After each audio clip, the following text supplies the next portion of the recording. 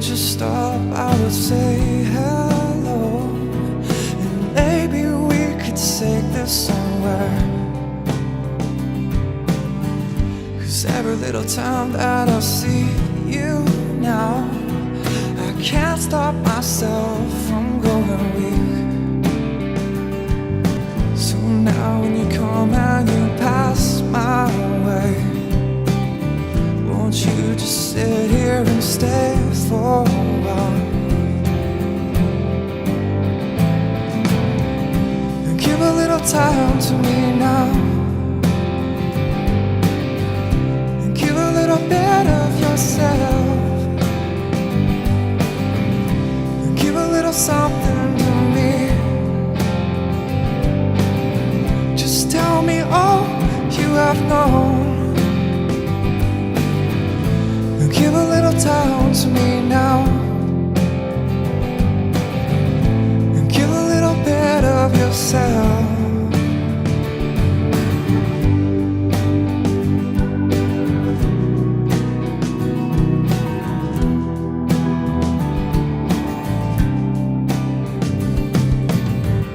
And give a little time to my darling now, and I will sing you your songs. We'll take a fast ride in your big black car, and maybe we'll find someplace that we'll hide. We'll spend a couple nights going out on this town, and maybe we'll just give ourselves away. So come and take a chance and we'll go on down. And as these days pass, we will start to see, and we will start to see who we are. And maybe we can stop this alright. And give a little time to me now, and give a little bit of yourself, and give a little something to me. Just tell me all you have known, and give a little time to me now, and give a little bit of yourself.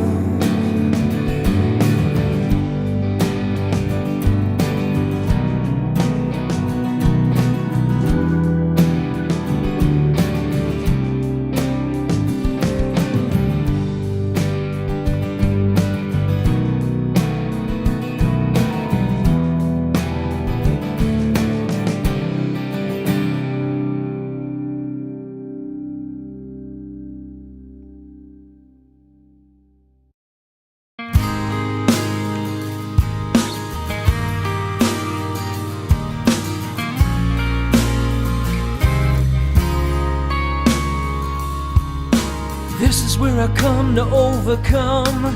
This is where I feel like I belong. This is one of those transcending spaces. This is where I feel my life is stable. This is where I'm welcome at the table. This is where I'm not just one of many faces. When my soul needs something more, this is where my heart will soar. This is where my heart will soar.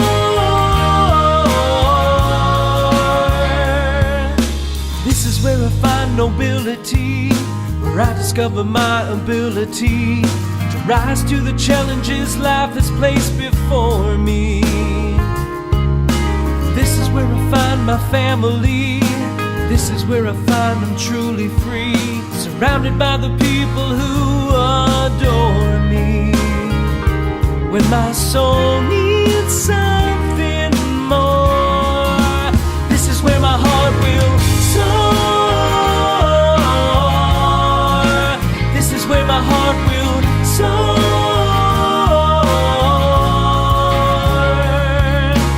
When I need to push my limits, getting stronger by the minute, I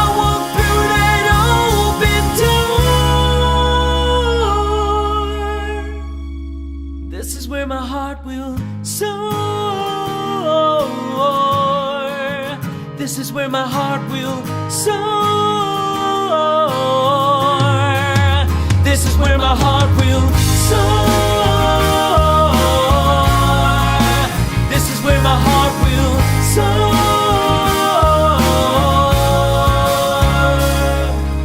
This is where I come to find myself. This is where I come to offer help. This is where I'm not just one of many faces.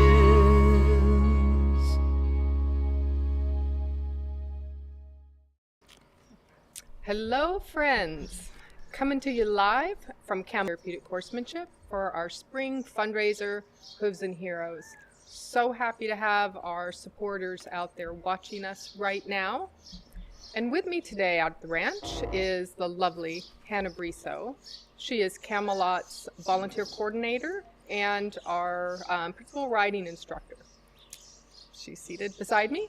And also with me is the lovely, lovely Sasha Graham.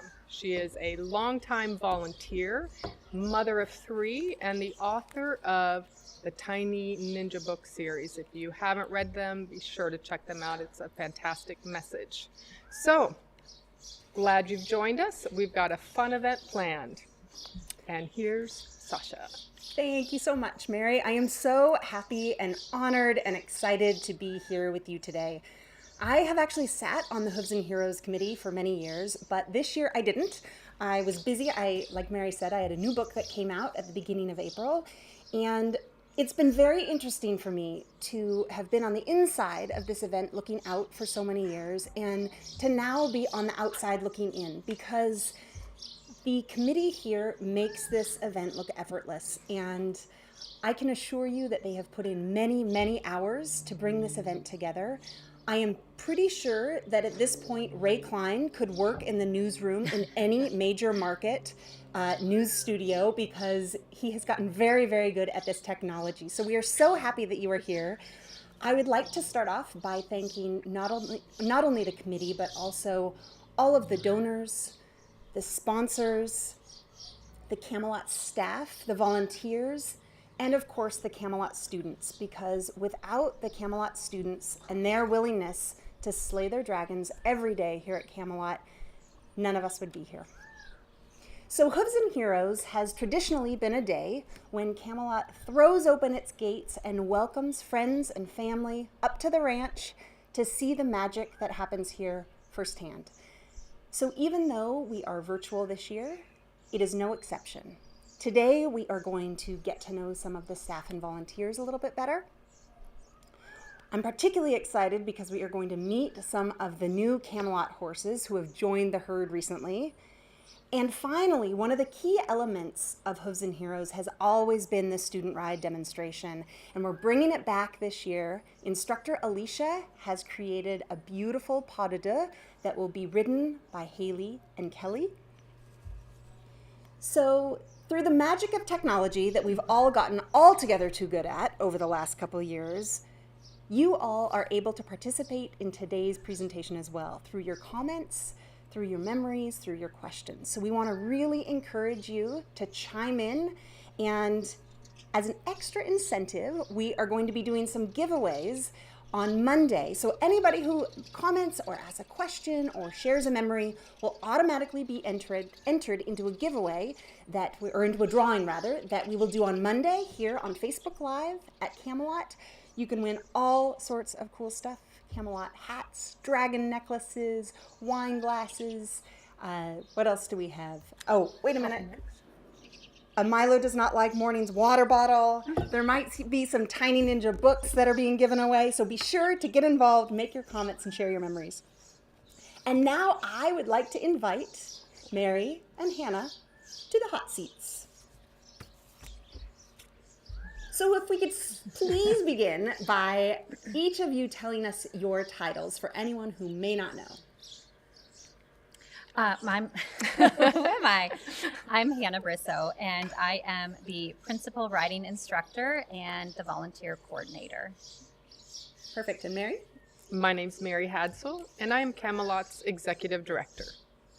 Awesome. So, Mary, one of the things that I know without a doubt is that Hannah is very good at her job. Could you tell me, please, why you think Hannah is so well suited to working at Camelot? Well, the first thing that comes to mind, Sasha, is you know how Whitney wins everything? Everyone loves Hannah. She just has a very special gift in helping our students, our volunteers, our supporters feel welcome.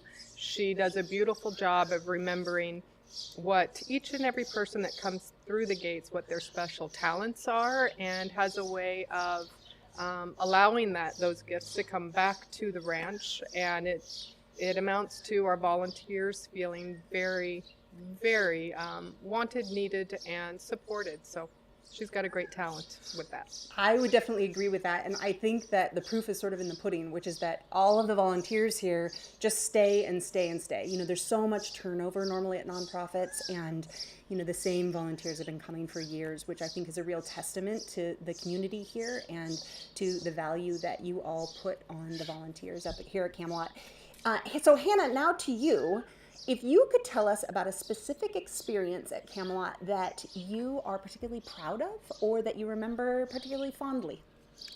So we are outside in the arena and there are bugs. Oh goodness. Every moment is really fun.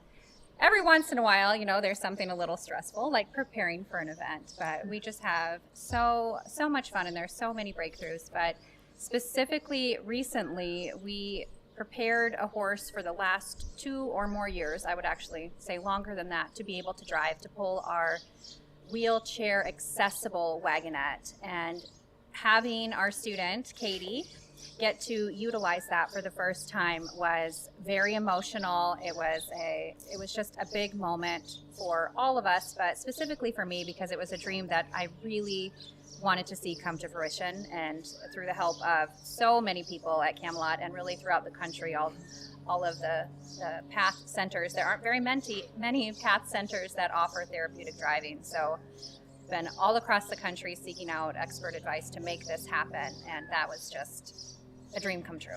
So following up on that just a little bit, this idea of driving versus being in saddle mounted, why would a program need or want to offer these things, or offer driving? Sorry, I was a little distracted because for the first time we're accepting pledges over the phone, and I can actually hear the phone ringing in the background. It feels like a real live fundraiser all of a sudden. So why would a program benefit from offering driving, which is actually riding in a cart behind a horse rather than being in saddle? What is so amazing about therapeutic carriage driving is that the student who is participating receives the same benefits that they would while riding. But some students come to us that are unable for various reasons to actually sit astride a horse. So it allows us to offer the service to those students. And the reason that it's not offered at most programs, at most therapeutic programs, is because, one, you need a really large space. And we have a humongous covered arena, which is just absolutely fabulous for our driving program. And then also for most centers that are having to charge their clients money, it doesn't make sense financially for them, because you can really only have 1 or 2 students participating at a time. So this is really unique to us because of our donor contributions, that we can offer this service that isn't offered anywhere else in Arizona. And does it take special training for the horse also to be able to do this? And I would assume so. And who are the horses here at Camelot who are qualified? It absolutely takes special training. So the horses have to have at least 2 years of varied driving experience before they are able to be driven by a student or with a student in the cart. So there's at least a 2-year investment on our part. And the horses here that drive are Big Jim, also known as K2, and Little Nutmeg, who I believe we're meeting here in a little while. And they are 2 of our most special and versatile animals. They are absolutely priceless. And there's quite a size difference between these 2 horses, right? So it's not necessarily the bigger, stronger horse that pulls the carriage. It's more a finesse, a technique. It's a horse that has the willingness and the desire to do it. They have to really enjoy the feel of pushing against the collar or the breast collar and pulling that weight behind them. And they have to be a brave and a very steady and trusting animal. And both of those horses, both of whom we'll see today, they really meet that criteria. And you're right, Big Jim, also known as K2, he's about 16.2 hands. And little Nutmeg, little Nutty, she's in the 13, 14 hand range. She's pretty tiny, but they can both pull multiple adults at a time without any problem. And anybody who's joining us today will actually get to see both of these horses today. So if you don't know them, you will get to see exactly what Hannah is talking about. So Mary, over to you. If you weren't working with horses, what would be your other dream job? That's a great question. What would be my other dream job? You know, as a child, I always wanted to be a veterinarian, and I kind of joke that when my time here at Camelot is up, that I'm going to tag along with Vicki Baumler, our vet, or Jamie Foley, another vet that supports our programs, and be their vet tech. I would be a veterinarian. Aww. And Hannah, how about you? Oh my goodness. I do also teach yoga when I'm not here, so I think that's probably what I would pursue is teaching yoga. Many people ask me if I would teach paddleboarding or take people on paddleboard excursions, and no, I would not. No. That is for fun, my thing. My friends go with me, but I would teach yoga. What about yoga on paddleboards? Maybe, problem. yeah. Okay, all right. I talked you into it. Yeah, thanks, Sasha. No problem. I'm here for your ideas. So Hannah, still on you. Can you tell us what is one of the best things about Mary? Oh, goodness gracious. Mary has zero fear, or she does this through her fear. Yay! But she will do basically anything that needs to be done. So if something happened, like when we were shooting Nerf guns outside and the Nerf little thing goes up on the roof, there goes Mary climbing herself up and walking across the roof. If there's a rattlesnake, even though we're all trained to remove them, where's Mary? She can get it in 15 seconds. No matter what we're doing, just push Mary first.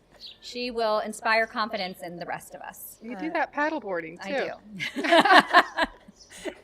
It is just an incredible quality to have, because I think you really hit on it, which is that she really inspires confidence in other people. And we've talked about that here at Camelot before, you know, this idea that when somebody believes that you can do something and then leads by example, it's really inspiring, and it's a really important thing to have in a ride instructor and somebody who is leading people doing something that they might not have a lot of confidence doing in the beginning.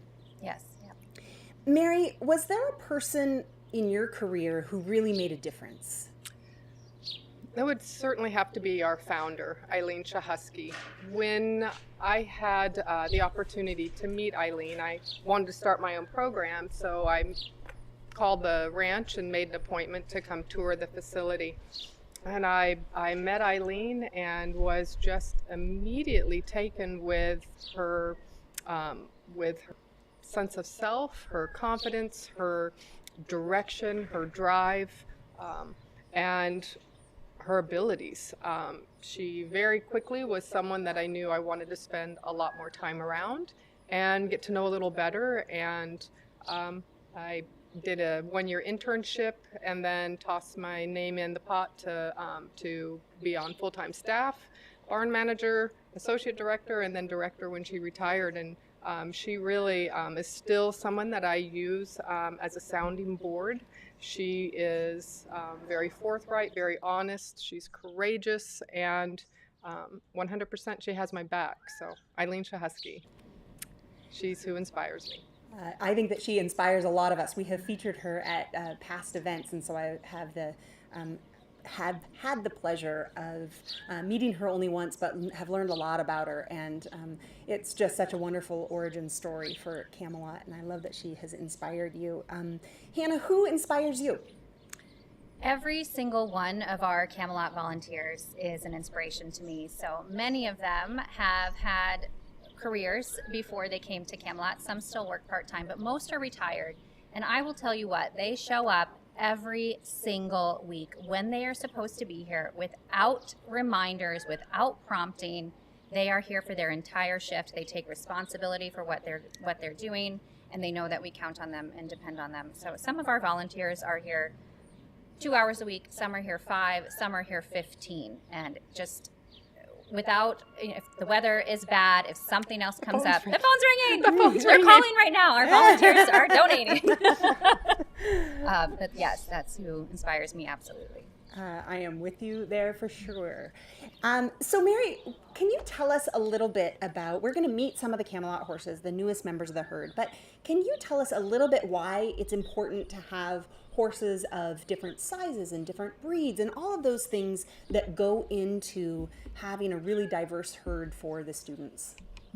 Well, just as we need a very diverse herd, it's the reason why is because we have such a diverse population that we serve. The students all have three things in common. They all have a disability, a love of horses, and a desire for an education. But our youngest riders are age 7, and we don't have an age limit, which means we have a very big need for horses that are short, tall, narrow-bodied, and wide to accommodate all of our various needs for our students. Some students need a narrow-bodied. We need horses with a nice deep heart girth so that their legs can be supported against the horse's body for stabilization. We need some horses that when they're tracking, when they're moving, that movement gives real good input to the students. Some students really benefit from that activity. And we also have horses that are very smooth and soft-stepped. For other riders, they might need, are benefiting from a very soft ride. So we have big needs to accommodate all of the students that come through our gate. So wrapping it up with the two of you this morning, I have one last question, and it is this. If nutrition were no factor, if everything was as healthy as baby carrots, what one snack would you enjoy for the rest of your life? Hannah, you go first. Oh my gosh, there are these Easter eggs, these Cadbury, not the big ones, not like the big thing that you unwrap in the foil, but like this pound of these Cadbury Easter eggs that I ate so much of. What, last year? Was it last year or 2 years ago? I ate so many of them. I had to go to urgent care. So now I have. Is that a true story? That's you really true. went to urgent care because That you really ate too many happened. Easter eggs? Yeah. Sore tongues are just the beginning, the tip of the iceberg. Oh, those are delish. But now I have to meter them out to myself. And hands down for me, I don't even need a moment to think. It's ice cream, and specifically chocolate chip ice cream. I have eaten brands until they've been discontinued and have had just heartache that has followed. Now I've got a new brand. It's not as good as my favorite, and that's Amore over on Miller and Pinnacle Peak is the world's greatest gelato. And there's stracciatella. If I could only have stracciatella for the rest of my life, I will die a happy woman. The passion that the two of you have for all things, including very sweet treats. We like food. I mean, talk about an inspiration. Including a shout out to both the brand and the address. So we have a wonderful program scheduled for you today. As you know, it is a fundraiser, and our technology guru, Ray Klein, is making it particularly easy this year for everybody. So we always recommend that you have 2 devices, one of them to watch the program, and then the second one to actually do all of the things you need to do for the fundraiser. So you can take your phone, scan that QR code that he's putting on the screen, and that will take you right to the landing page where you can make a donation, you can contribute to Fund a Need, you can buy a heart, and you will have access to our live auction that will be open until 12:30 today. So get in there and make your bids. And as you heard, for the first time ever this year, we have the ability to take your pledges over the phone during the broadcast. So if you've had it up to here with technology, which many of us have, and you would prefer to kick it back analog style, please pick up your phone. You can dial that number, and Shirley and Robin will take great care of you. In fact, I think I may have, we were hoping to have a live shot of Shirley and Robin, but I think that I may have a photo of them doing their thing over, oh yes, here it is, that last phone call that you saw come in. Hopefully you can see that on your screen right now. There is a very high level of excitement over at our pledge table. So please make Shirley and Robin that happy many times during today's broadcast by calling that number on your screen. And now I'm very excited to welcome to our program longtime Camelot student, and my friend, Miss Heidi Miller. Hello. So Heidi, you and I are friends in real life, but we are also friends on Facebook. And recently I saw something you posted, and it went like this. In this life, we are all... There's the phone. Yay! In this life, we were all just walking up the mountain, and we can sing as we climb, or we can complain about our sore feet. Whichever we choose, we still gotta do the hike. I decided a long time ago that singing made a lot more sense. So this post, when I read it, really summed up the Heidi who I know. Can you talk a little bit about it and why this sort of life philosophy is important to you? Yes, thank you. I didn't realize that you were gonna, you knew you were reading my post, but I reposted that and I thought it was amazing because that's the truth. Everybody has problems, everybody has something, pain, something, and I want to be as happy and positive and light as I can and do everything I can and bring joy to people, and that's what keeps me going. And I love to do different things all the time and meet new people and just be as well, positive and bright as you are every single day. Exercising. That is definitely the Heidi who I think, definitely the Heidi I know, and I think all of us know. So when I saw it, I felt like, oh, this is Heidi. Thank So thank you. I don't remember a time when you weren't with Camelot. I think that your time preceded me. How long have you been involved with the program, and what keeps you coming around? I've been here since 2007, thankfully, and I keep coming because they keep letting me come back, and I love it. It's fun and freedom and getting out of my own head and being pushed to be better and be more independent. And Tell me, you mentioned the word freedom. What does that mean to you when it comes to riding horses? it means a chance to get out of my body, out of my disability, out of my head. And for this time while I'm here, I can't think about anything else. I can't focus on myself at all. It's all about doing and being exactly what I'm being told and instructed on how to ride and be better and push through whatever I'm working on. It is an incredible feeling, I think, to have that focus, that so often, especially now, we're distracted all of the time. Right. And so many bells and whistles going on around us that to be able to really hone in on one thing. It's amazing. It's a good feeling. Yeah, And you're really sure. good at it. Oh, thank you. So your interests are certainly not limited to horseback riding, however. I understand you're involved in a lot of other activities and programs. Tell us a little about those. I'm in a hiking club with Daring Adventures, and that's totally different, but it's fun to be around other people with disabilities. I love being around people with disabilities. And I've done an 18-day whitewater rafting trip down to Colorado. That was amazing. It was amazing. That sounds so It was cool. Unbelievable. So did you camp when you were doing that trip? Where do you stay? Every night you camp. You That's camp a long on time. the shore every night, and it's unbelievable. It must just be gorgeous. Yeah, it's beautiful. And then I also do downhill snow skiing, that's adaptive, and I do the water skiing, that's adaptive. I'll try anything new that for people with disabilities, and almost anything. So I love it. Do you do the snow skiing here in Arizona, or do you go Yeah. somewhere else for that? No, I do it here. Here, and is that through We used Daring to- Adventures also?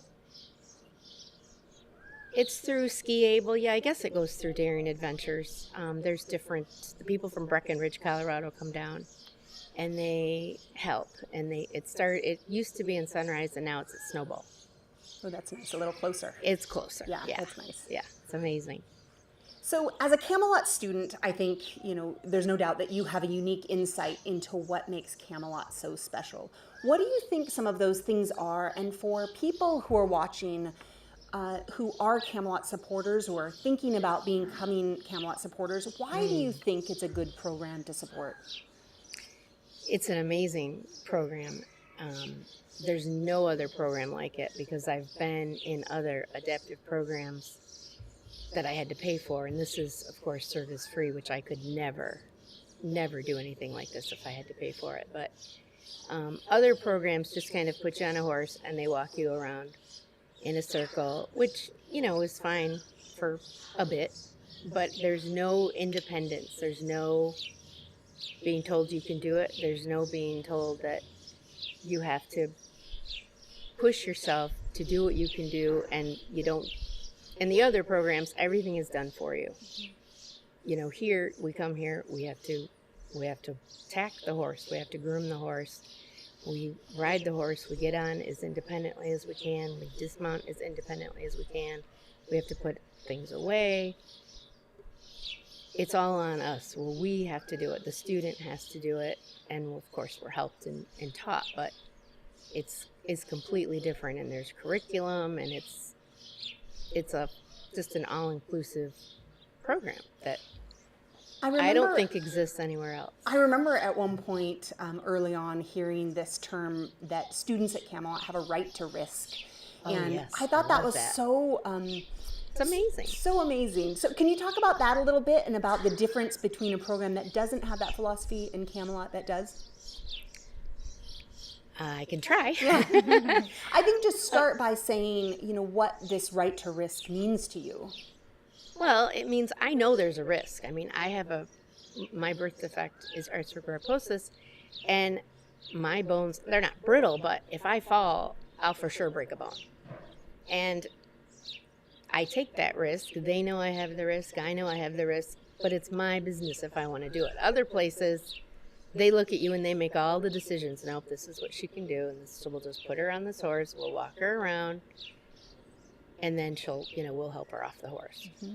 This, it's not like that. It's my choice. And, you know, one year I even got to do a non-adaptive dressage school show that, I mean, would have never been able to do without Camelot, ever.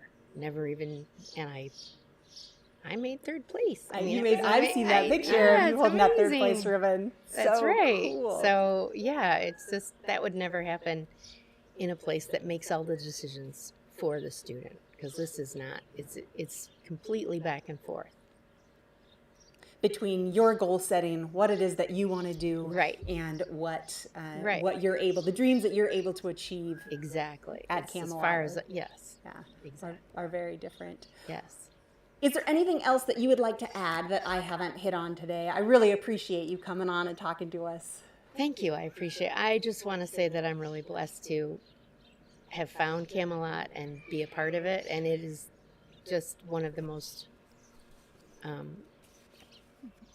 respected organizations, and you can't donate to a better place, because everybody here is just exactly as transparent as they seem to be, and everybody is fantastic to be around.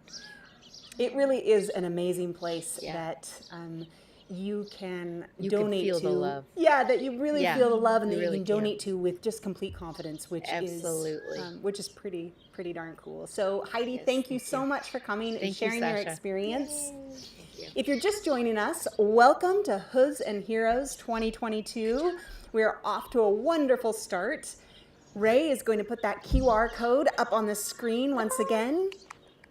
I can hear the phone calls coming in as you are all calling in to make your pledges. And a few minutes ago, I snuck over there and I took this picture that hopefully I can share of them accepting a donation.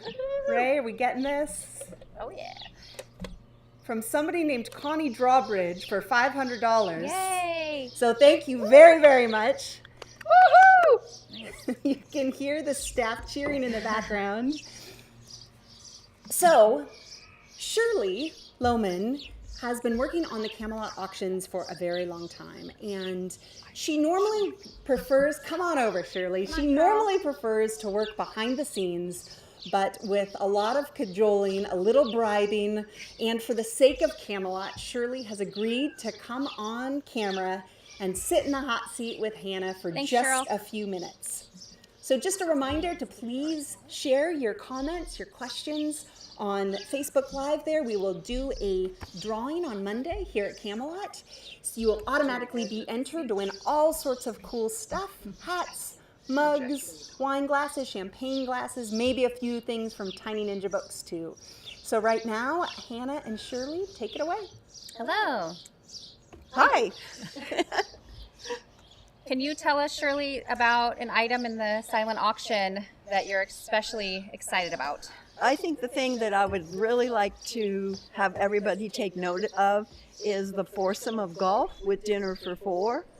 It is a wonderful package. It includes, it includes a cart, and it doesn't expire until next January. So you would have plenty of time for you and three of your best friends to have a golf outing. Wonderful, wonderful. Thank you so much, Shirley. And before you run away, I do have something to present to you. I submitted last month. I submitted all of the volunteer hours to the president's. Oh goodness, Hannah. Hannah's having trouble having a reading, moment. but she's okay. The President's Volunteer Award. So volunteers who met criteria, who had a certain number of hours throughout the last year, they received awards. Most volunteers that were eligible received the bronze level. We had a couple of volunteers who received the silver level. And I would like to present to you the Lifetime Achievement Award. So this comes from the White House. It's signed by the current president. It's not political, so now we're both going to cry, so that'll be great. And this is because you've had probably more than 4,000 hours of volunteerism at this organization and at others. You started with us in 1983, 5? Early 1980s. So I would like to present this to you. Hannah, thank you so much. You are so welcome. Oh, that's beautiful. Oh, And it comes with a little coin, commemorative coin that you have earned the Lifetime may I show Achievement. it? Please do, and please give a Absolutely. little speech, Shirley. Well, I am totally surprised and overwhelmed, and it's so heartfelt because Camelot means a great deal to me. So to have you recognize my gift, Absolutely. it means so much to me. Thank you. You are so welcome. You've earned it, girl. You've earned it. Thank you, thank you. And I'd give you a hug, but we've got a microphone in the way. I know. So It's let's- kind of weird. So, we will hug later. Okay, well, with that, I will go back to answering the phone calls because I know that so many of you are going to choose to call in to support this wonderful organization as I have done for so many years. Thank you. Thank you, Shirley. Yay!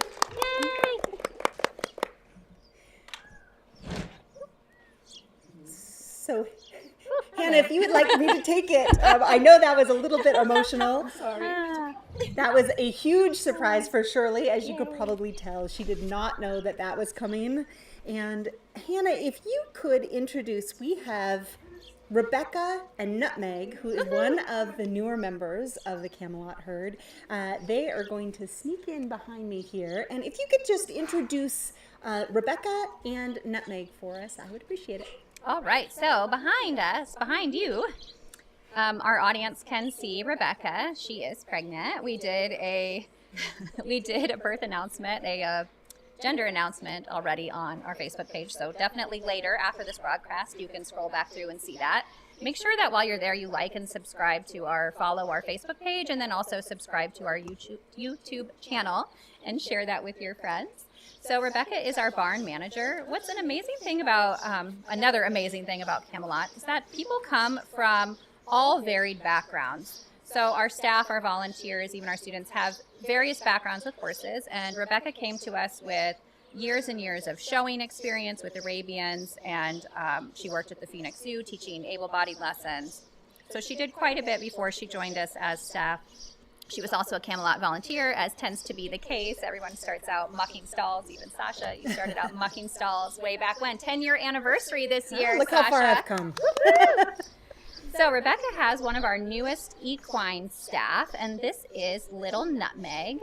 She traveled from New Mexico to Colorado and then came to Arizona, where she was trained by a driving instructor who was one of my teachers. Something that's really interesting, Rebecca, if you can turn her, she's got one brown eye and one blue eye, which is, I think, the bee's knees. I think it's quite cool. And her mane is blondine, so we thought that this was sun bleaching when we first got here. And we were asking our vet, we were asking the trainer, we were looking in books, what is this coloring? Why is she so sun bleached? So we sent away for DNA testing, and she has what is called the silver gene. So that's actually her color. She is a silver bay, and her mane will never be lighter or darker. That is her color. It's like she has natural highlights. We should all be so lucky. Yes, it would save us quite a bit of time and money at the hairdresser if we did.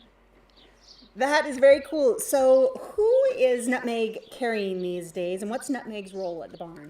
Oh my goodness gracious. She's stomping at a fly over there. She carries quite a few of our students. She is very popular due to her short stature. Children can ride her. She is pretty strong. She's a Hanoverian. What else, Rebecca? Quarter horse and Missouri foxtrotter. Interesting conglomeration there. So she also pulls a cart, and she has been driving in our driving program, which is really fun because her shorter stature allows the students to be able to participate more in getting the equipment onto her. Whereas on Big Jim / K2, who you will see later, it's a little bit of a hike to get his equipment on. So our students love little Nutmeg. And how long has Nutmeg been with the program? 3 years, Rebecca? Is that right? 2? Sometime. About 2. Sometime, Mary said. You can tell that About I 2 didn't years. necessarily share the questions in advance. These are Yeah. all spontaneous answers. Yay. Wonderful. So the next horse who we are going to Nutmeg. meet, thank you very much to Rebecca and Nutmeg. And the mentioned that next we're horse growing who our we are going to meet is being brought in by Mary. And what can you tell us about this gorgeous boy? This gorgeous horse, led by Mary Celine Wales Long, M-Dub, as I call her during lessons. He is a pinto, and his name is Rooster. I did fight against this name when he first came in because I love chickens. Everyone knows I love the chickens. I love the roosters. Why would a horse?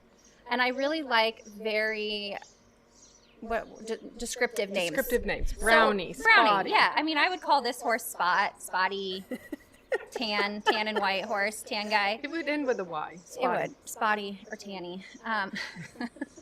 Ideas for next time. But Rooster is his name because of Rooster Cogburn. So there are plenty of movies that are starring John Wayne about Rooster Cogburn, and one of which is True Grit. So the previous owners, they really liked that. They put that name on this horse, and he responds to it. So that is what we are going with.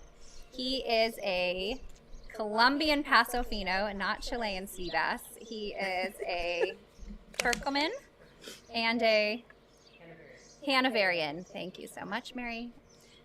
So what we think, though, because we have another horse who you'll see later, Frisco, who also came back with Turkleman, which is an ancient breed, and it's not something that's really in existence anymore. But through some research, what we hypothesize is that that is the breed that shows up when a horse is actually thoroughbred, which makes a lot more sense, to me at least. It seems more likely than Yes. an extinct breed Yes. showing up in 2 horses. But I mean, I'm an amateur, so Yeah. it's funny because I know this much about horses, having grown up with backyard ponies and that sort of thing. But my husband knows this much about horses. So compared to him, he's always admiring me, like, you know so much about horses. And then I talk to everybody up here, and I know this much about horses. So it's all a matter of degrees, I think. I think so. So tell me what Rooster's role is here at Camelot and who he is carrying these days. Quite new. We've had him less than a year. I think he just came last summer, so we're getting to that year mark. But oh my goodness, has he stepped up? So we had a horse retire. We had Cliffy retire.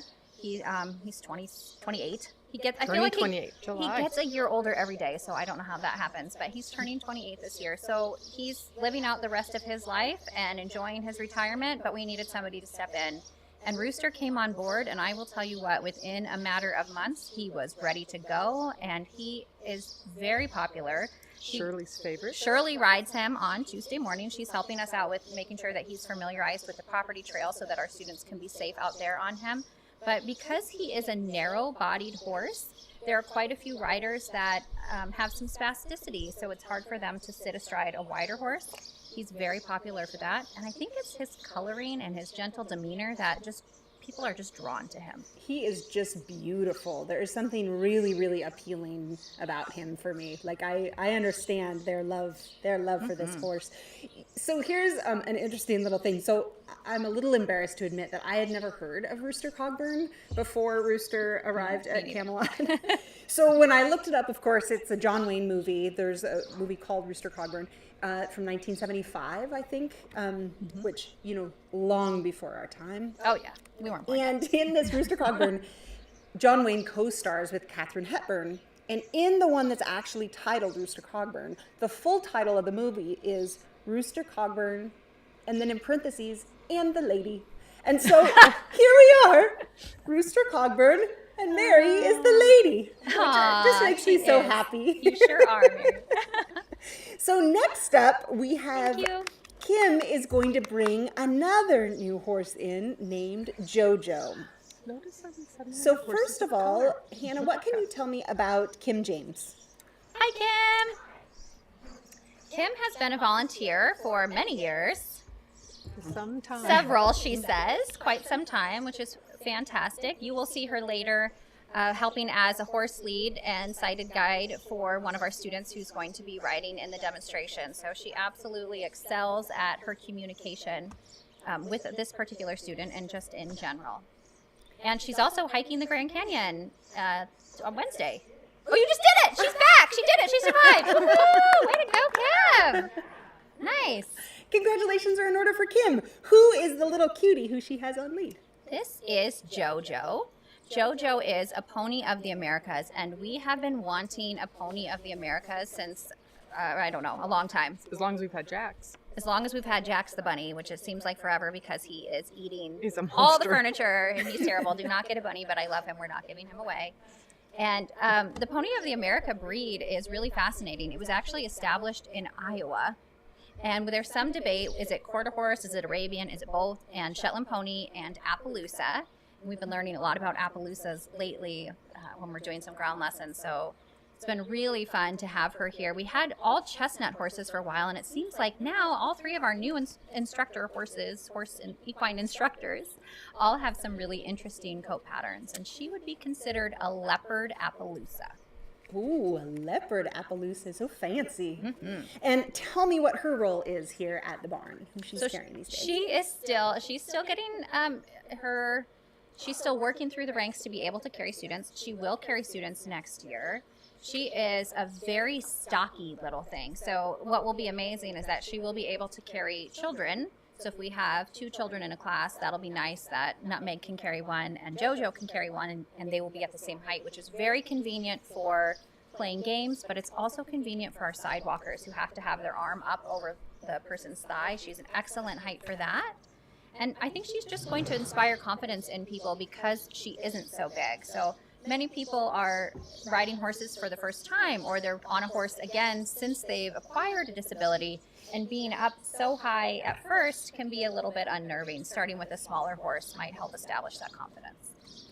Tell me what that training looks like. So when a horse arrives at Camelot and you've decided that they may have potential as a therapy horse, what happens then? They go through at least 12 weeks of training, so they're acclimated to our arena. We are so wonderfully lucky to have these huge arena mirrors inside of our covered arena, but most places don't have them unless they're coming from a dressage facility. So we first acclimate them to the space. We let them see the mirrors. They're usually really fascinated with that. We show them around the entire property, and then we start to introduce them slowly to mobility equipment and slowly to how we have a very specific way that we do things so that it's safe and it's the same for every student. So the horses have to learn to stand very still, tied to a a bar straight tied, so they're not in cross ties like they might have been at their previous facility.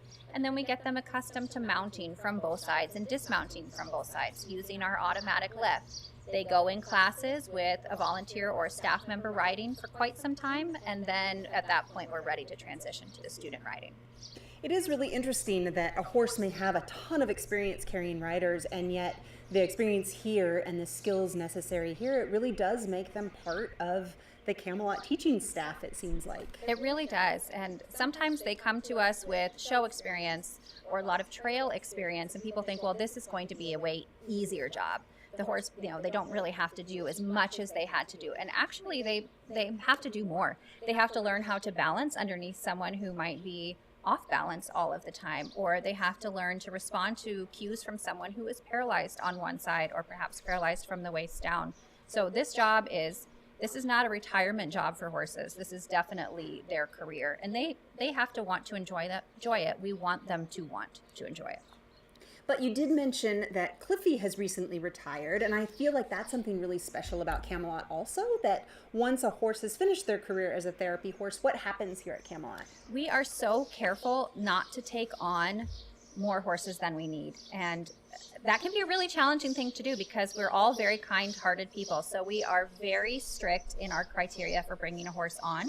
We have to know that they like to do the job and that they are going to fulfill a need here for us. And because of that, we keep our horses. Most programs only keep horses for 5 years. We keep horses here for their entire lives.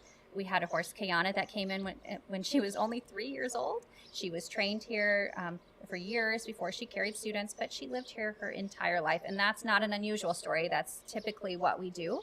So we make sure that up front we've planned ahead to have a horse that's retired within our herd, and we don't overfill our barn to make that possible. A lot of times horses just kind of get passed on in other programs, and there aren't a lot of people looking for a 28-year-old horse that can't be ridden. Right. So it's really in the horse's best interest and in our best interest to keep them here. That's pretty cool. So thank you very much to Kim and Jojo for coming out. Thanks, Kim. Thanks, Jojo. It's so fun meeting all of these new members of the Camelot staff, the four-legged ones, and getting to know some of the volunteers just a little bit better. Next up is going to be one of the elements that has been part of Hooves Heroes since inception, which is the student ride demonstration. I do want to remind you that if you scan that QR code that is on your screen with your mobile device, it will take you directly to the landing page where you can participate in the auction. You can make donations. You can buy a heart in memory or in honor of a loved one. You can contribute to Fund a Need, but you can also call the Camelot phone number and make your pledge over the phone if that is what you would like to do. So Mary, the instructor who created the pas de deux, or the pattern that Haley and Kelly are going to ride today, is Alicia, and she has had quite a journey at Camelot. What can you tell me about Alicia? Well, I don't know if I have enough time to tell you everything about Alicia because her involvement with this program expands a couple of decades. She came to Camelot as a preteen teenager, and she rode and studied under our founder, Eileen Shahusky.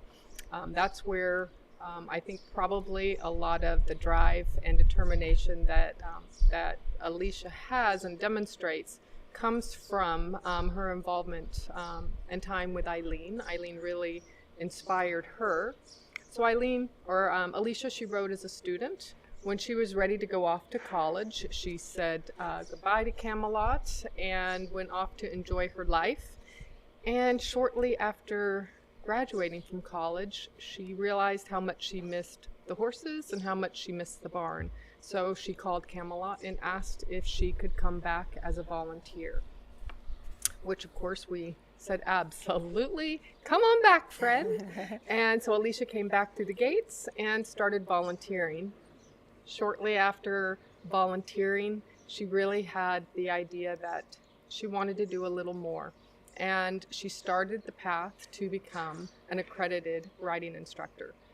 And that took many years. So she rejoined the rider schedule. She got reacquainted with the grooming, the tacking, the riding.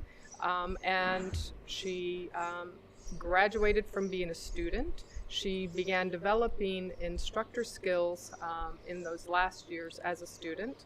She transitioned back to being a volunteer. She shadowed the certified instructors that we have on staff, and she learned and learned. She went back to college. She went to SEC and she got her degree in equine science. She volunteered at other programs. She really put the work in. She began the process to become an accredited riding instructor through PATH. That process took another 2 years, and she went to a workshop. She not only did a fantastic job, she passed. I heard the phone ringing. The phone's ringing. Hopefully that's another contribution coming in. So Alicia attended a PATH certification workshop, earned the title of Certified Therapeutic Riding Instructor through PATH. She was offered a job here at Camelot, and she's been teaching here ever since. And today she helped work with the 2 students, Haley and Kelly, designed the program. The 3 worked together very hard. They've practiced all season, and this afternoon shortly you'll be able to watch that ride demo play out. And I think that people at home are getting a little shot of Alicia across the arena here as she's prepping to instruct the ride demonstration. We were planning on having a mobile camera, and because this is live, we are always running into exciting new wrinkles. So instead of talking to Alicia, we are talking about Alicia, which of course we would rather be chatting with her directly, but luckily, Mary, you know quite a bit about her, and I'm going to ask you the question that I was planning on asking her, which is that I understand that she actually designed this pattern that they're going to ride today, and you know, most of us, I would say the vast majority of us, have never done this before, have never designed a pattern for riders. What goes into this? How do you make decisions, and what do we look for when we're watching it? Well, I haven't had a chance to chat with Alicia directly about this, but I have to say that chances are she drew from her own personal experiences. She has ridden in demonstrations for Camelot. She did that when she was a student. And she's also ridden in the arena with other students during her long time coming up to become certified. So she has firsthand knowledge and experience, and so she knows what is pleasing to the eye to watch in a riding demonstration, and she also is familiar with the components on how to create a pattern that will be functional for 2 students to ride together. And I think that's how she came up with the pattern that she created for our riders today. What do you mean the components that will make it functional for the riders to ride together? What do you mean by that? Well, you need to have something that's pretty, that's something that flows. You want to have elements where they're not just riding side by side or riding one in front of the other, but you want to incorporate all of those. You want to have segments where possibly they are mirroring each other. If any of our viewers have ever watched dressage, potty doos, or watched the beautiful Lipizaners, they do movements where they are riding side by side and movements where they're apart, and they're very intentional, and they're created with the intention of having a beautiful ballet performance played out with rider and horse. It's interesting because pas de deux, you hear it in ballet, right? So it's a ballet traditionally with 2 people, and then so is the idea with pas de deux with horses. Is it synchronicity? Is it for the riders to learn? Is it just for us to enjoy? What is the point of a pattern like this? Well, I think it's probably all of the above. As a viewer, you get to enjoy the symmetry, the poetic movement. Potty doos are typically ridden to music, so it's nice when those elements tie together nicely. But for the riders that are on horseback, it's an opportunity to really work on your riding skill sets. And in this circumstances, we have one rider who is completely blind riding with a sighted rider. And during our practices all year long, we have headers that are in place, depending on what kind of takes place today. We've got a setup that the horses are not accustomed to, so our headers will likely stay tied and connected to the students. But if you look closely, you're going to see that even though there's a lead line attached, the students are the ones that are communicating with the horses. They are doing the steering. If you look closely at the Haley-Kim pairing on Big Jim, in addition to Kim being a header, she is also acting as a sighted guide. So she is going to be cueing Haley as she comes to corners, when she needs to stop, if she needs to speed up and slow down. Kelly, who is riding opposite her, will be watching, and she's got the big job of maintaining that tempo and that speed so that she stays even with her riding partner, who Haley can hear her, but she can't see any of the movements. So that job's on Kelly, and it's a big job. The headers are there just in the event of something unexpected happening, with flower boxes in front, with our show set up here in the arena. This is not typical at all for our horses. So the headers will be there in the event of an emergency, but the communication is coming from the riders, no doubt. So talk to me a little bit about that, because it is interesting to me when I watch a horse show, or even when I come here for something like Hooves Heroes and the barn is full of people and we have new things in the arena. How do you work with the horses, or is it just the temperament of the horses that they are less bothered by those things than other horses might be? Well, it really is just the individual horse's personality. When the horses were brought out earlier and introduced to the flower boxes and the space, Frisco, he took everything in stride. And Frisco is the chestnut horse that Kelly is going to be riding, and he took everything in stride. Big Jin, K2, it's another story. He gets a little bit excited and gets a little overstimulated. So we only do this type of activity once a year. So it's kind of funny. We have flower boxes out, and you look at them and you go, oh, those cardboard hearts, and it's a long, narrow box. That's not a big deal. But for a horse that's not seen it before, they don't understand that that's not something that's going to hurt them. So how they react to it is really just 100% on the horse's personality. And then at the same time, I'm hearing hoof steps as horses are being brought up to our ramp during the mount. We have a very complex mounting system that our horses are so accustomed to. We have students that are going to walk up a ramp with an instructor. The horse is brought alongside. There's an offside block that stays in position. We create a small chute. Now, horses might not like being in a chute. It's a narrow, tight space. These guys take it in stride. They are very accustomed to it. The horses get brought into the arena. For one of our dismounts, we're going to be using our Sure Hands lift. So this big 16.2, 16.3 hand gorgeous horse that's going to be carrying a student in the demonstration who's a little worried about the flower boxes at the front of the arena will stand quietly, patiently, as long as it takes for us to maneuver a mechanical lift over his back, place it into position on Haley, lift her up, and then he will walk away quiet as a mouse. And that's because he does it week after week after week. And it's normal and typical for him, where the flower boxes aren't. So horses like repetition. They like their world staying the same. Well, don't we all, right? Yeah.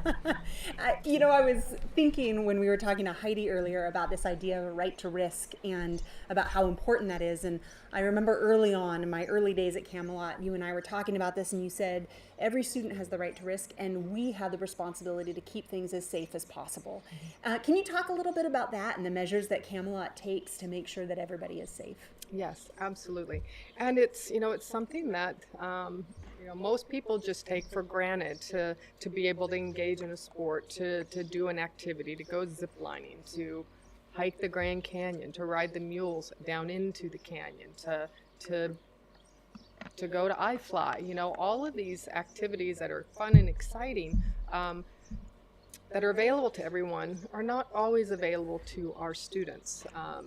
when somebody walks through the door, the first thing that administration sees when somebody either rolls up in a wheelchair or comes walking in with a walker or crutches, and they think, liability, liability, liability. Sure. What is going to happen when something goes south and I get sued? And when students come into the program, there's a very lengthy intake procedure, interview that takes place, and I talk about the risks associated with horseback riding. This is a very high-risk sport, and that's not taking into account the bells and whistles that our students bring to the playing table. So our students come, we talk about the risk, and assessments are made. We look at how we can safely get students on and off the horse's back. Often it involves asking the students, because they are the masters of their own bodies, it's asking them, how can we best support you? So there's a lot that goes into the process.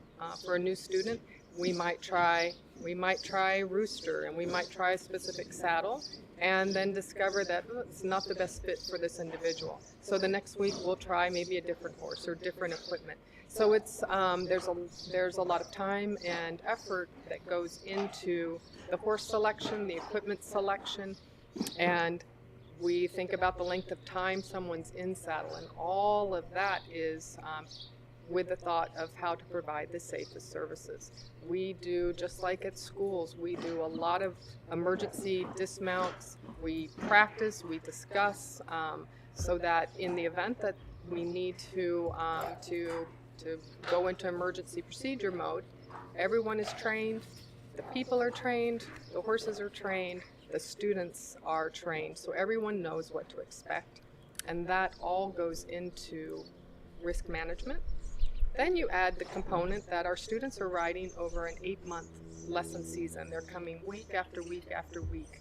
They get the opportunity to get very familiar with their horse, with the routine, with the activities that are going on, about as close as one can get without having own personal horse ownership. That's the benefit of the length of our season. And all of that goes towards risk management. And then you take into, as students are developing skill sets, the more that they were pushing skills and learning new things, that level of risk goes up again. And it's all done very safely. It's done with consideration for the student. And it's supported by all. It's not just the students taking a risk, the horses are taking the risk, and so are the instructors. So it's done very thoughtfully, but it's also, I don't know of another program that really encourages rider independence like ours does. We provide safe risk opportunities. It really is remarkable, and it's remarkable both to watch, and it's remarkable, you know, over the past 10 years or so that I've been involved with Camelot, to talk to riders and to hear their experiences and the students here and the difference that the Camelot program provides. So the riders are getting ready right now. I'm very excited about this because I haven't gotten to watch a ride demo in a couple years. In the meantime, Mary, if you could talk just a little bit about the Fund a Need for this year and what we've got cooking behind you. So we have, at every event, we do a Fund a Need. And sometimes those needs are very big, sometimes those needs are pretty small. We had the good fortune to have an antique John Deere little utility cart be donated to the program by Samantha Walker, the same supporter that gave us Jack's.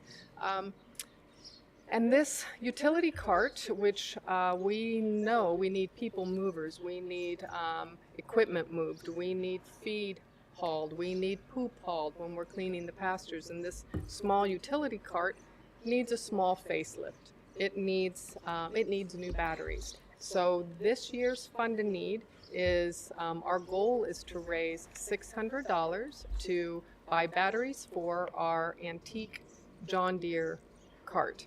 We had plans earlier with our handheld camera to do a pan of the John Deere. It's kind of located behind me. I don't think it's visible. Oh, Ray's nodding to me, so it is visible behind me.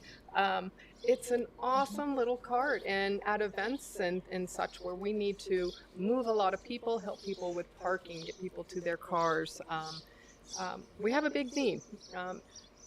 I will admit that I can see that cart very well from where I'm sitting, and there's something very, I don't know, human about it or something. Like I feel like it should be part of the Cars movie. Like it just looks like a happy little cart. It makes me adorable. It makes me very happy. I like the idea of taking good care of it and getting it all washed and shined up. And Ray went with me out to Samantha Walker's barn. She has a program. I do a lot of referrals to her program. She does great kids programs, and she uses Ponies of the America, just like our little Jojo. So we went on a road trip. We took the truck and the trailer, and Ray went with me, and it's a little harder than we anticipated to push that cute, adorable cart up onto the trailer, but anybody that knows Ray and I, involved, did Ray get to go all gadgety? I used a lot of his muscle.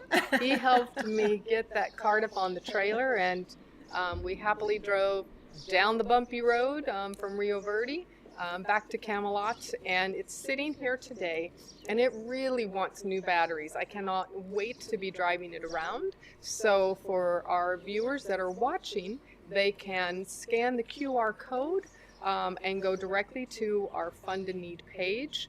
And just $600. It's just $600. $100 contributions are going to put batteries, new cables, distilled water, which is kind of hard to find right now. Look, Ray, if you can flip your paper over, I can't see it.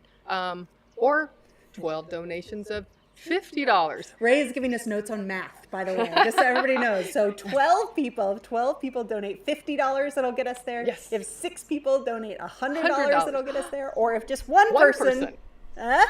We got this now. I'm listening for the phone. And speaking of that, we did get an awesome $500 donation a little earlier from the Lore family. Thank you, Chelsea. Please hug your parents for us. Chelsea is a student in the program, and they made a $500 contribution just as the program was about to start. So I want to do a big shout out to the Lores. Thank you very much.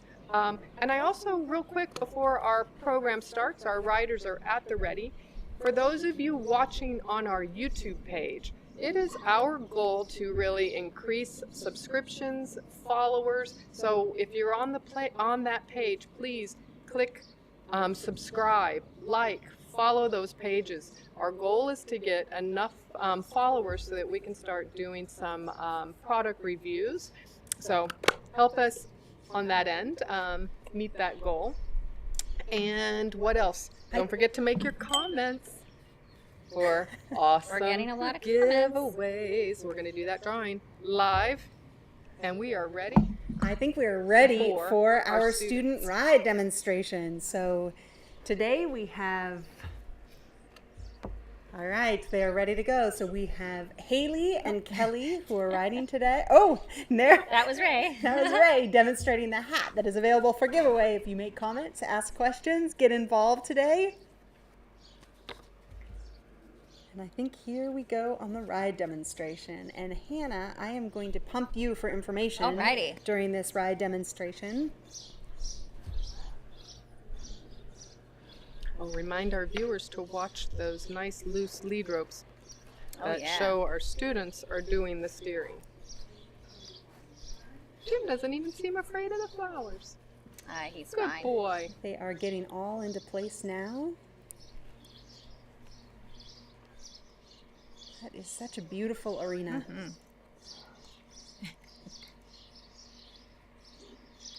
So Hannah, if you could start just by telling me, who are the horses and riders out there today? So over here on the right, we have Big Jim, also known as K2. He does have 2 names because his purchase was funded by an organization called the K2 Foundation. And then when he went off to driving training, he pulls multiple of our vehicles in our carriage driving program. He needed a name that was easier to say. So at the time, we did have a volunteer, a long-term volunteer, that had passed away, and in his memory, we named Big Jim after him. Nice. Oh, I have just gotten word that Jeannie Allspaw has contributed $200 towards our fund need. Thank you so much, Jeannie. Thank you, Jeannie. Woo-hoo, Jeannie! So we have Haley astride Big Jim. It looks like they're ready to go. And she is being guided by Kim. We talked about her.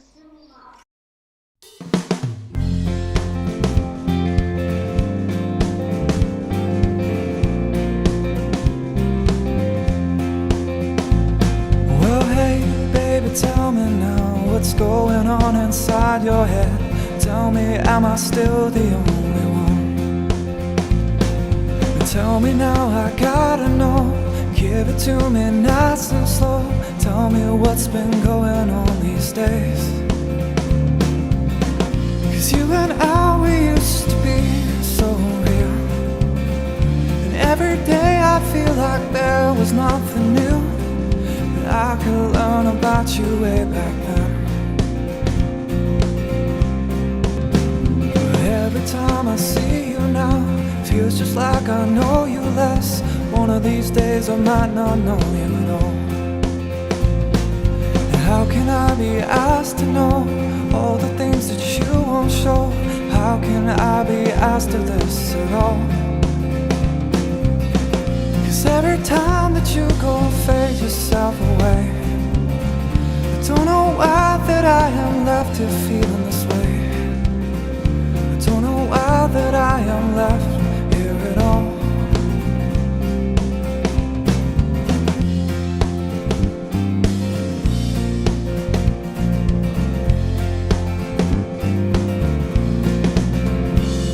And I have been changing so much now, while you have been hiding underground. And I have been going my own way, while you have been going your way too. While you have been going someplace new, while you have been going someplace new.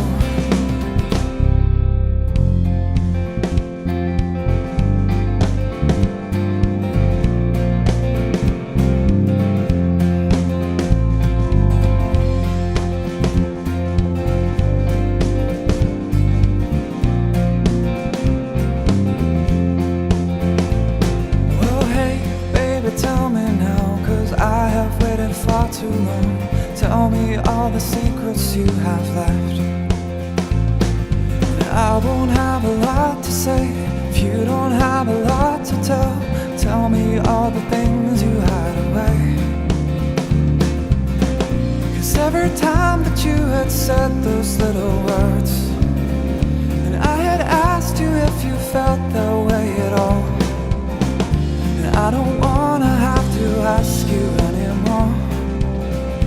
I don't wanna have to ask you anymore.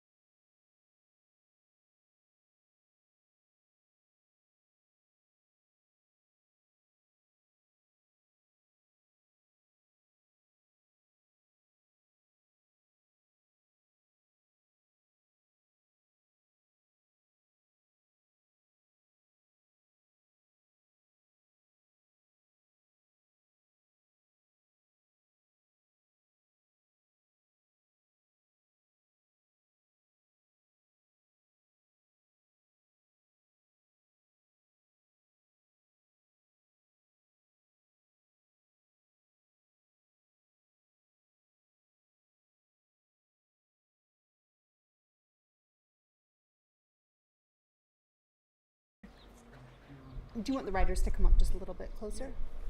You can come up just a little bit more. So we are asking our amazing riders to come up a little bit closer so that we can get a better look at them. Okay, so we know that we have Kelly and Haley riding today, and I found out a few things about them in advance of their ride. And again, we were hoping to talk directly to them, but through tiny hiccups in technology, we decided to do it this way instead. So you can see them on camera sort of behind me. Haley loves spending time with her Aunt Pam and her Papa Dennis, playing cards with her Braille deck. 31 is a favorite, and they like to play Uno as a family. She loves doing crafts, yoga, and listening to music and audiobooks. I was just trying to see. I'm being told to move over, but I don't know which way to move. So how's that? Is that better? Okay. Nice. Awesome. Yep, perfect. She is passionate about animals. She loves baking and spending time in the kitchen with her dad in particular. I think cookies are a favorite. She loves swimming, especially in creeks and rivers, and Haley was on the swim and dive team at Washington Pool growing up and could even do back dives. She loves to garden, and one of the things that I really liked that was in her bio was that she also loves her brother. Aww. Kelly also loves spending time with her family, and I haven't met Haley's family yet, but I know Kelly's family pretty well, and they are a nice group of people. She has 2 nieces who she particularly loves, who call her Kiki.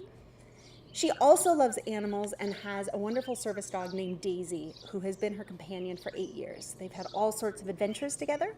They have flown to the East Coast and driven to San Diego for vacation. Another very interesting thing to me about Kelly is that she played bocce with the Special Olympics this past fall, and she is partnering up with her dad to play golf with the Special Olympics this summer. This summer, she's also looking forward to seeing old friends and making new ones at camp, and she really enjoys going to Starbucks for the occasional treat. Aw. So thank Yay, you thank so you, ladies. much to Haley and Kelly. A big round of applause for a beautiful ride, and congratulations to Alicia, who did a wonderful job both designing that ride and instructing today.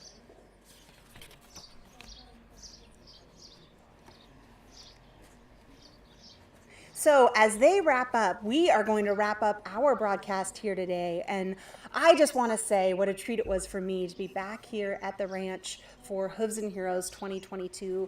I am very hopeful that this will be our final virtual event, but that is not to say that these haven't been a ton of fun. And I really appreciate all of you joining us here today. That QR code still works, so if you want to go on there and scan it in, our auction will be open for about 15 more minutes, so please get in your final bids for the silent auction. Make sure that you make your donations by your hearts and dedicate them to your loved ones. And now I would like to send it over to Mary for a few parting words to wrap up today's event. Well, I'm hoping that everyone has enjoyed today's broadcast. I hope that they've learned about our programs and services, maybe learned something new, or if you're new watching us, have just discovered this absolute gem of a program located in North Scottsdale. And I've got good news. We are planning our next event, Starry Nights. We have a reservation at the Scottsdale Resort on 10. We have another $100 in for the cart. For the cart, yay! I think that Michelle. might be up to 400. I think for our race says 300 for our fund So to we're need. halfway. So we're halfway there. I know we got somebody out there that's going to push that fund to need up to the $600. Oh, the phone's ringing! I'm so excited. Where was I? Starry Nights. So we are planning a plated dinner at the Scottsdale Resort on 10/21/22, and but we aren't saying completely goodbye to this fun technology. We've got the equipment, so we will be broadcasting live from there as well. So we kind of want to combine it all. So hope to see you there at that event. And real quick, I'd like to just touch on, one of the things we haven't talked about, because it's not quite as fun as talking about the beautiful horses and our amazing students who inspire us so. But I want to talk about the business side of things. Camelot is a business. Eileen started this program. We were funded in 1983. This is our 39th year of providing services to all of our families at no cost. And that can only be done through hard work and very good business sense. Since inception, we've never paid a penny in interest on anything. This land was purchased after funds were raised. The buildings were built after funds were raised. The cover over our arena happened after yet more fundraising. So good business happens. Ray is pointing to the back. I think visible, you can see Big Jim walking away from our Sure Hands lift. We use that to ensure Haley's safe dismount. And like a NASCAR pit crew, we have trained volunteers that are at the ready in their spot for that very perfect timing to use our lift, raise Haley up high, walk the horse away, and lower her safely to a chair. So you saw it today, you saw our lift in action. We also use that lift with our wheelchair accessible carriage. So it's just an amazing piece of equipment that was donated to us through funding from the Granger Foundation. So the business side of things, since inception, we've never charged and we've never paid a penny in interest. And that is because our founder started something very special and was very financially responsible in starting this business. And she also created this program in a likeness to a program in California where she studied. And at that program, she was able to explore risk, and she was able to take the time to learn skill sets. Earlier this week, I was reminded as I participated in one of our young riders classes, and I'm going to close out our day with a story about Annabelle. Annabelle is a 14-year-old who has been riding with us. I think this is her second season in our program. Oop, I hear a big dust devil coming through. We're going to hold equipment so things don't blow and I think we got Haley down just in the nick of time. We just had a big dust devil come right through. Oh, wow. There goes my hair. I ate a little bit of dirt on that one. It's happening live. So Annabelle, a class with Annabelle. She is a young rider who is fiercely independent. When she gets to Camelot, she goes straight to the tack room. She gets her helmet. She gets her equipment. She sets her equipment up. She gathers her bitless bridle. She went down to Rooster's stall. Hannah and I were there watching and there to lend a hand if needed. But she went into the stall independently, put her lead rope over her horse's neck, slid off his fly mask, and then independently bridled him. And I was watching her while she was doing this and snapping photos through the little feed window at the front of the stall, and was just watching and witnessing what Camelot is all about. It's about teaching students skills so that they can independently master horsemanship. So for our funders and donors out there wondering how their funding is used, I hope you have a good sense of that. Ray shared with me a study that he had just either read about or watched a video about, but it talked about performers, sports people that really excelled, men that excelled in their sports, and what was it that really contributed the most to their successes. And a long study and story made short, it comes down to passion. Those individuals that have the passion to learn and to succeed and to do well will. And that applies to our students as well. We are a program specifically for riders with physical disabilities that have a passion about horses and about learning. And they come, they spend week after week over an 8-month period, and they learn skills so that they can ride and work and handle these horses as independently as 14-year-old little Annabelle. And that, my friends, is what Camelot is all about. I want to say thank you for coming and being a part of this spectacular fundraiser with us. We couldn't do this program and what we do without the generous support. I want to thank our sponsors. We had 3 sponsors that came in at the diamond level. We had an anonymous supporter. We also had generous funding from the Ehrlich and Pindler families. We had 2 student level sponsors, Ames Construction, and who was my second one?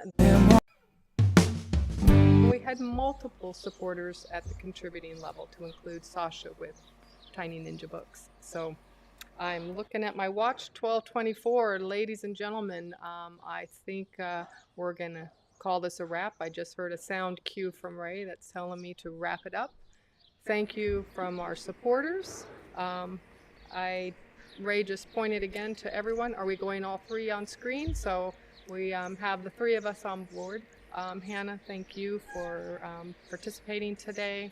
Sasha, thank you very much for coming and bringing your talents. The ever popular and beautiful hostess with the mostest. I loved having you here with us today. Thank you for your part in this.